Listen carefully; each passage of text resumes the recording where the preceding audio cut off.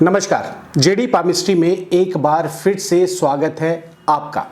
Palmistry ज्ञान में आज हम बात करेंगे हथेली में विदेश जाने के योग की, जिसे यात्रा योग या फिर यात्रा रेखाओं के नाम से भी संबोधित किया जाता है। वीडियो से पूरा ज्ञान लेना है तो वीडियो ध्यान से अंत तक अवश्य देखें। आज का शॉर्ट आउट है पहले 10 कमेंट्स देने वालों के लिए। आपको बताना है कि सरकारी नौकरी के लिए कौन सा पर्वत या रेखा देखना सबसे ज़्यादा महत्वपूर्ण होता है। तो जल्दी कीजिए। सही जवाब देने वाले पहले 3 लकी विनर्स को मेरी तरफ से पामिस्ट्री का एक पर्सनल सेशन कॉम्प्लीमेंट्री तोहफे के रूप में दिया जाएगा। विनर्स के नाम मैं अपनी अगली वीडियो में अनाउंस ज़रूर करूंगा। तो जल्दी से कमेंट करके बताइए अपना जवाब, जल्द ही बात होगी आपसे। तो चलिए टॉपिक शुरू करते हैं। विदेश ले जाने वाली रेखाएं या यूं कहें कि यात्रा रेखाएं। यात्रा रेखाएं परिवर्तन के लिए व्याकुलता, यात्रा के कार्यक्रम का कारण है। यात्रा की इच्छा व्यवसाय या रोजगार के लिए हो सकती है, मनोरंजन के लिए भी हो सकती है। परिवर्तन की इच्छा व्यक्त करने वाली रेखा जिन स्थानों पर पाई जाती है उन्हें स्क्रीन के माध्यम से समझते हैं। सबसे पहले कलाई से चंद्र पर्वत की ओर खड़ी रेखाएं। अब बात करते हैं हथेली के अंतिम किनारे की मोटाई पर आड़ी रेखाएं। और तीसरी रेखा जो श्रेणी में आती है वो है जीवन रेखा से निकलकर चंद्र पर्वत की ओर जाने वाली शाखाएं। यात्रा संबंधी प्रश्नों का उत्तर देते समय रेखाओं के साथ हाथ का स्तर देखना भी अति आवश्यक होता है। अगर हाथ सख्त हो तो यात्रा की इच्छा पूरी होती है। यदि हाथ मुलायम या कुछ ज्यादा ही सॉफ्ट हो तो यात्रा की व्याकुलता मन में रहती है, पूरी नहीं होती। अंगूठे का पहला पर्व बड़ा होने पर यात्रा की इच्छा पूरी होने का संयोग होता है। अगर चंद्र पर्वत और बुध पर्वत भी पुष्ट हो तो भी इच्छा पूर्ति का संयोग अवश्य होता है। अगर फिंगरप्रिंट्स पर चक्र के चिन्ह अधिक हों तो भी इच्छा पूरी जरूर होती है। पुरातन मान्यताओं के अनुसार चंद्र पर्वत पर पाई जाने वाली रेखाएं समुद्र यात्रा की सूचना देती हैं। इन मान्यताओं के 2 कारण हैं। पहला यह कि प्राचीन विद्याओं में चंद्र का संबंध जल से जोड़ा जाता है।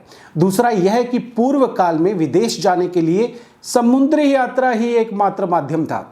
अब छोटी यात्राएं रेल मार्ग से और बड़ी वायु मार्ग से होती हैं, इसलिए इन रेखाओं के अर्थ बदल गए हैं। नई पामिस्ट्री में गहरी और लंबी रेखाएं बड़ी यात्रा या विदेश यात्रा के लिए समझी जाती हैं। छोटी रेखाएं स्वदेशी यात्रा के लिए मानी जाती हैं। यह स्पष्ट करना आवश्यक है कि मनोरंजन के लिए की जाने वाली या आकस्मिक यात्राओं के संकेत हाथ पर नहीं होते। कलाई से चंद्र पर्वत की ओर जाने वाली खड़ी रेखाएं महत्वपूर्ण यात्राओं का संकेत करती हैं और ये रेखाएं साथ ही यह भी बताती हैं कि यात्रा व्यक्ति को ऊंचा उठाने वाली होती है। यदि कलाई से निकली रेखा चंद्र पर्वत से होती हुई गुरु पर्वत तक पहुंच जाए, स्क्रीन पर देखिए, तो यात्रा सौभाग्यवर्धक होती है। याद रहे, इस रेखा को शनि रेखा से अलग समझें। यदि कलाई से निकली रेखा मस्तिष्क रेखा पर समाप्त हो तो यह यात्रा मानसिक दुविधा का कारण बनती है। यदि कलाई से निकली रेखा चंद्र पर्वत से होकर शनि रेखा में मिले तो वह भी यात्रा की सूचना देती है। यदि उस रेखा के मिलन के बाद शनि रेखा यानी कि भाग्य रेखा स्पष्ट रहे या सुधरे तो यात्रा सौभाग्यवर्धक अवश्य होती है। यदि दूषित हो जाए तो दुर्भाग्य सूचक होती है। समय का निर्णय शनि रेखा से मिलन स्थल के अनुसार उस अवधि या आयु में ही होता है। जीवन रेखा से निकलकर चंद्र पर्वत की ओर जाने वाली शाखा यात्रा की सूचना देती है। यदि यह शाखा 2 शाखाओं में बट जाए तो यात्रा में संकट आता है। हथेली के अंतिम किनारे की मोटाई से चंद्र पर्वत की ओर जाने वाली आड़ी रेखाएं छोटी यात्रा या यात्राओं का संकेत देती हैं। जीवन रेखा का अंतिम भाग यदि 2 शाखाओं में बट जाए, उनमें से एक शाखा शुक्र पर्वत का घेरा पूरा करे, दूसरी शाखा चंद्र पर्वत की ओर जाए तो व्यक्ति अपने जन्म स्थान से दूर जाकर बसेरा करता है। आशा करता हूं कि इस वीडियो में बताई हुई जानकारी आपको पसंद और समझ दोनों आ गई होंगी।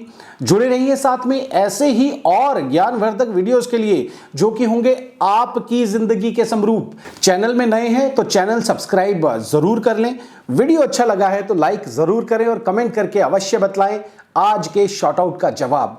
धन्यवाद।